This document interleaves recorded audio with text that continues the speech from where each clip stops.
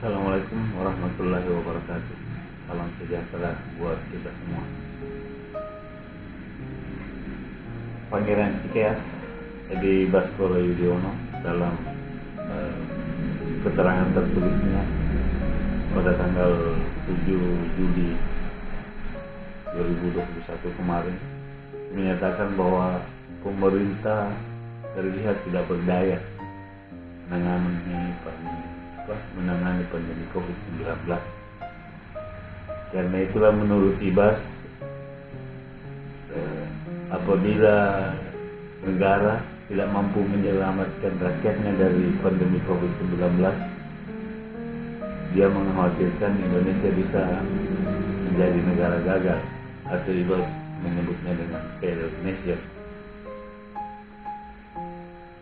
Walaupun sebenarnya kita tahu bahwa failed nation itu yang digunakan oleh Ibas itu sebenarnya sebuah istilah yang tidak lazim digunakan. Secara pribadi saya sendiri tidak terlalu akrab dengan istilah itu, bahkan baru mendengar istilah itu setelah ramai kritik Ibas di berbagai dasar media. Tapi ya terserah Ibas lah istilah dia. Yang penting kita ngerti apa yang dia maksudkan. Kritikan Ibas ini ramai ditepis oleh rekan-rekan koleganya sendiri di DPR sama politisi, selain tentu saja oleh para artis media sosial juga mengkritik penyebutan failed nation yang dialamatkan kepada negeri ini oleh Ibas Baskoro Yudhoyono. Sesama politisi di Senayan, dari anggota DPR sendiri banyak yang menanggapi pernyataan Ibas soal ini. Ahmad Bedoy misalnya dari P3 itu mempertanyakan apa sih kontribusi dari duo Pangeran Cikeas itu, termasuk AHY yang dalam penanganan pandemi ini. Menurut saya sih, sekiranya duo Pangeran Cikeas ini tidak mau atau tidak mampu melakukan apa-apa atau berkontribusi apa-apa terhadap penanganan pandemi COVID-19, ada baiknya lebih baik diam saja sih, daripada bikin gaduh dengan sebutan failed nation-nya yang mengada-ngada dan memang terkesan provokatif.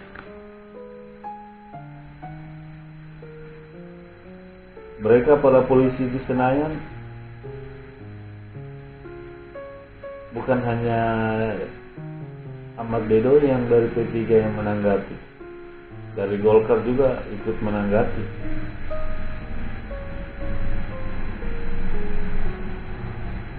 Bahkan Golkar itu mengingatkan Ibas, meminta Ibas untuk sedikit peka terhadap pandemi ini. Jangan sampai mengurangi semangat para nakes, para tenaga kesehatan yang sedang bergelut. Bahkan menurutnya harusnya Ibas peka, karena sampai sekarang ini sudah banyak juga nakes yang gugur. Bahkan PKB malah menyebut kritikan Ibas itu kritikan yang tidak berguna, kritikan yang hanya menebar mimpi buruk kepada masyarakat. Politikus Nasdem dan P3 yang lainnya gak jauh berbeda. Mereka mengingatkan Ibas supaya jangan asal tudung, jangan asal tuding maksudnya, jangan asal tuduh, dan menurunkan semangat kepada mereka-mereka yang saat ini sedang berjuang bersama dalam menangani pandemi COVID-19 ini.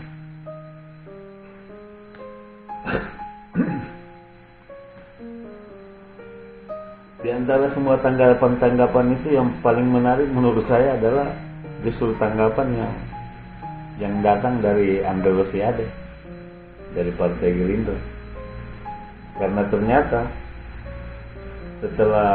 sehari setelah Ibas mengeluarkan kritik atau pernyataan tentang pandemi COVID-19 yang bisa menyebabkan negara gagal,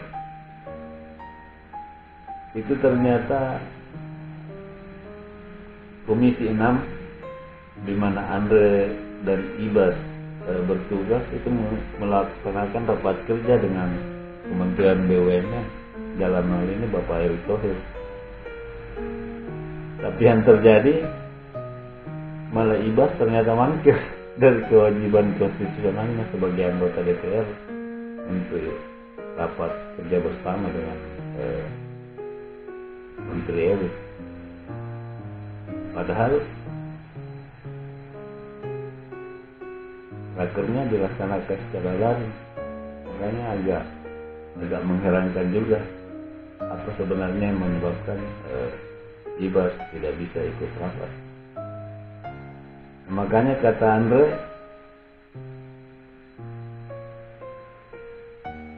kenapa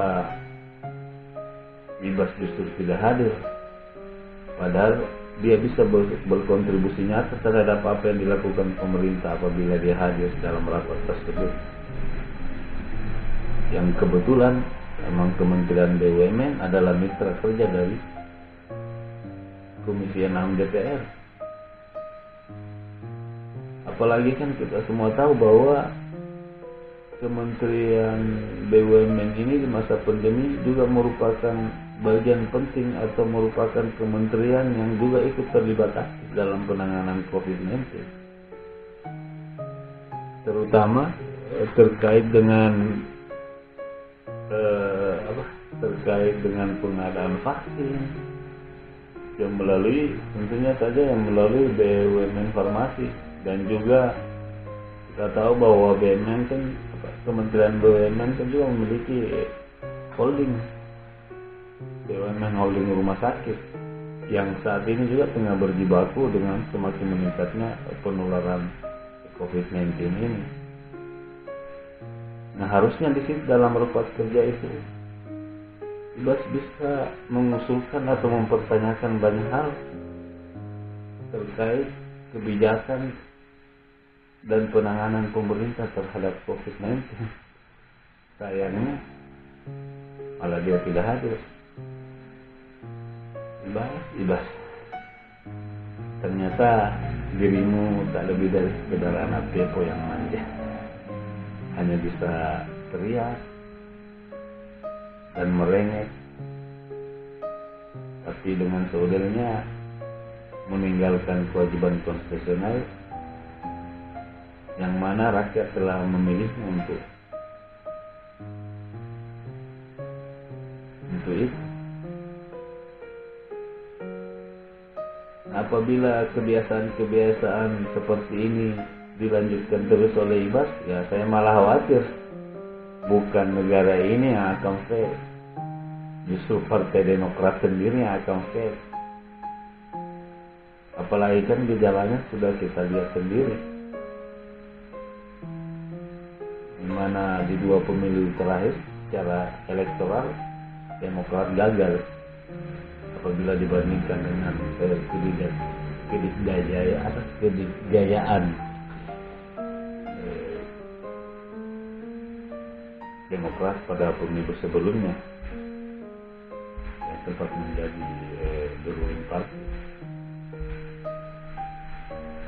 Jangan sampai Partai Demokrat satu saat hanya tinggal nama, itu karena kelakuan dari anggota-anggotanya sendiri. dalam hal ini Edi Baskoro Yudhoyono.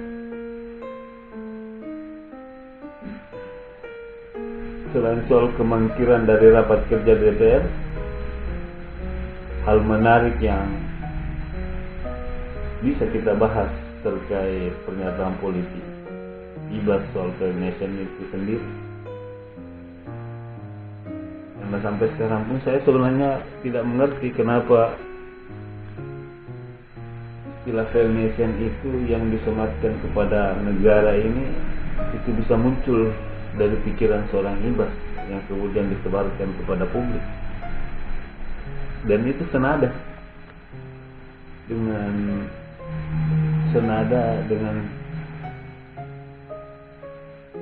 politisi Demokrat lainnya, yaitu dari Andi Arief, Rahlan Nasidik, dan yang lain.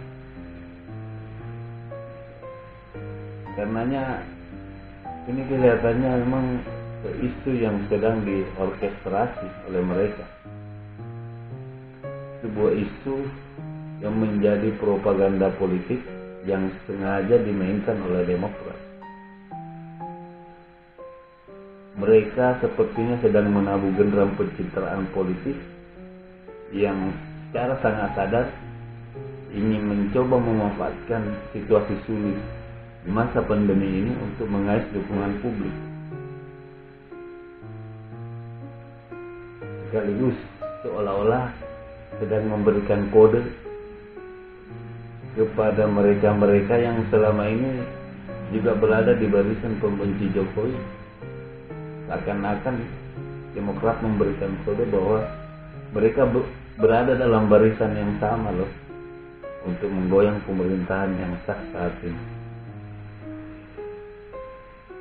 Walaupun kita sebenarnya tahu, entah Ibas tahu atau tidak, bahwa pernyataan politiknya tentang failed nation atau yang jamak kita sebut dengan failed state, negara gagal, sebenarnya secara teoritis keliru, karena kita tidak memiliki basis empiris sama sekali tentang itu. Bahkan kalau kita lihat pernyataannya, dia tidak punya argumentasi yang cukup memadai jika failed state itu, atau dalam istilah Ibas failed nation itu bisa terjadi hanya semata-mata karena penanganan COVID-19 yang bermasalah. Apatah lagi kalau kita mencermati saat ini bahwa pemerintah sesungguhnya sedang sangat bersungguh-sungguh dan sangat serius dalam mengatasi pandemi ini, termasuk bagaimana cara supaya herd immunity itu cepat tercipta dengan semakin masifnya vaksinasi.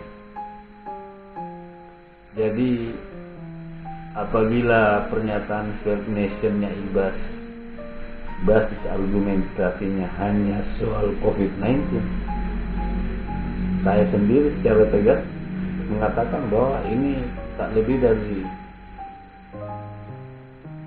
sekedar rengekan anak manja yang lagi cari perhatian saja.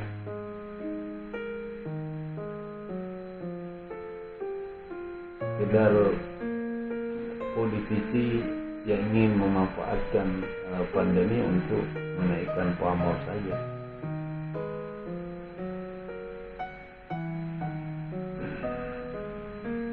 Secara teori, kalau kita mau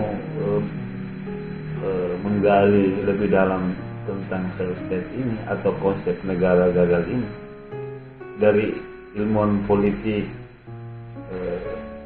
John Locke, Montesquieu, Rousseau, dan Thomas Hobbes, sebenarnya kita belum pernah menemukan definisi yang pasti tentang negara gagal ini. Bahkan beberapa ilmuwan kontemporer menyebutkan failed state itu hanyalah labeling yang pelabelannya itu sangat syarat dengan kepentingan politis dari negara-negara tertentu. Karenanya konsep negara gagal itu sendiri sangat problematis karena soal kriteria, soal indikator mengenai negara gagal saja. Para ilmuwan politik, para ilmuwan sosial ekonomi itu gagal untuk bersepakat tentang indikator negara gagal. Bahkan kita tahu Regular State Index atau indeks negara gagal yang setiap tahun dikeluarkan oleh sebuah lembaga nirlaba internasional, FSP, The Fund of Peace, yang selama ini menjadi rujukan data penelitian sosial politik ekonomi.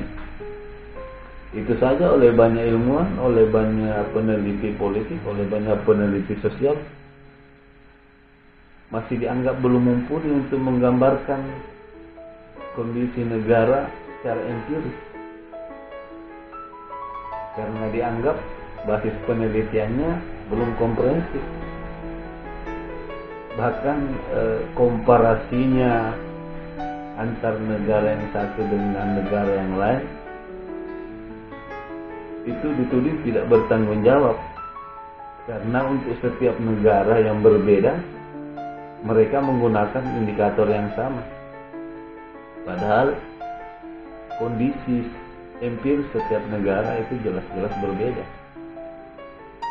Indonesia misalnya dengan negara kepulauan, dengan penduduk yang sangat besar, dengan keadaan kondisi sosial budaya yang berbeda dengan negara lain, dinilai dengan menggunakan indikator yang sama dengan Singapura, dengan Brunei yang secara wilayah mereka kecil dan secara demografi juga penduduknya sedikit.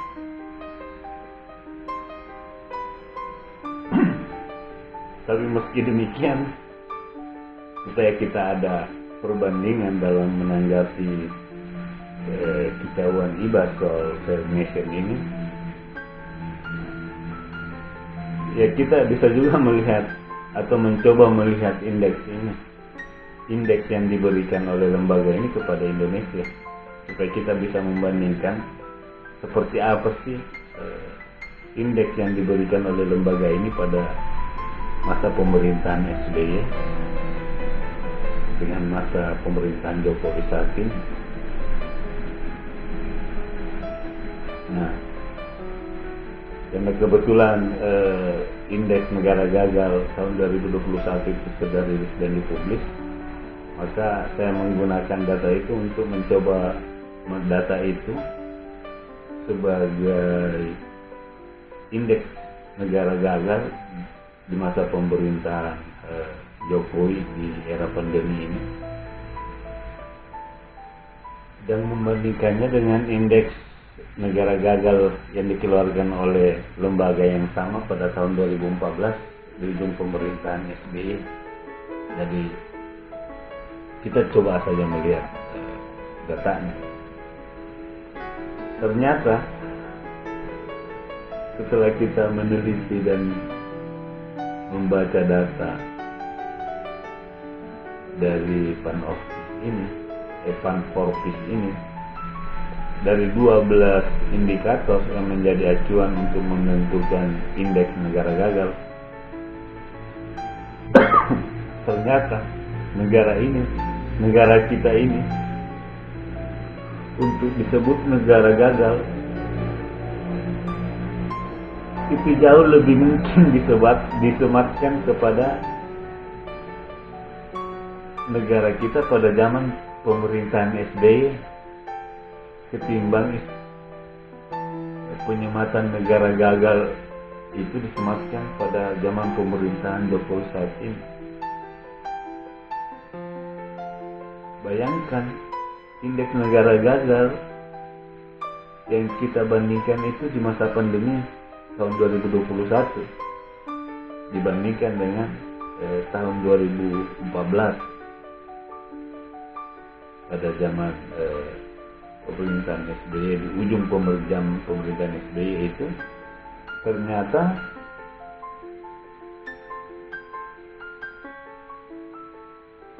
SBY itu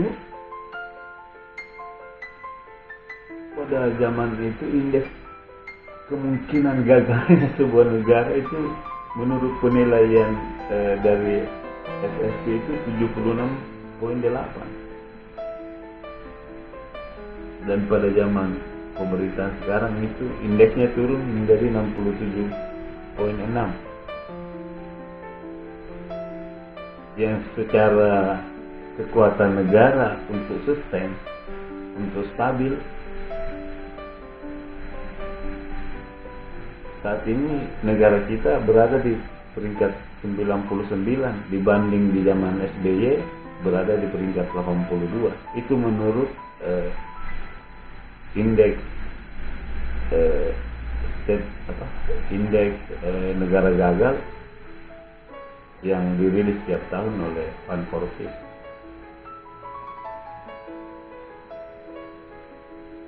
Jadi kesimpulannya adalah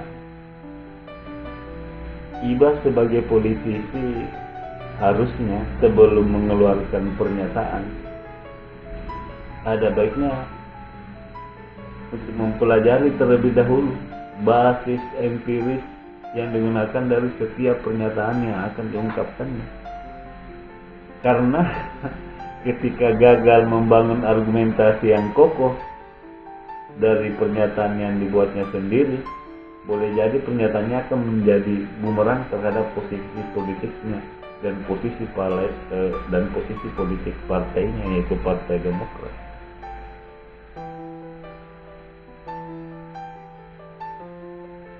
Yang kita tahu sendiri secara empiris telah gagal dalam 2 kontestasi elektoral 5 tahunan kita. Nah, kalau kita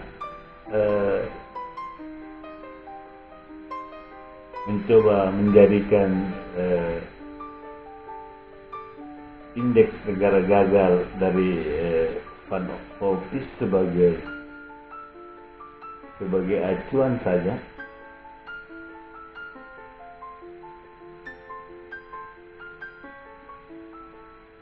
jelas zaman pemerintahan SBY jauh lebih mungkin negara kita disebut negara gagal ketimbang zaman pemerintahan Jokowi lagi. Niat menyerang Jokowi, apalah daya justru kegagalan SBY yang muncul ke permukaan. Wassalamualaikum warahmatullahi wabarakatuh. Salam sejahtera buat kita semua. Tetap taat prokes 5M. Sampai jumpa.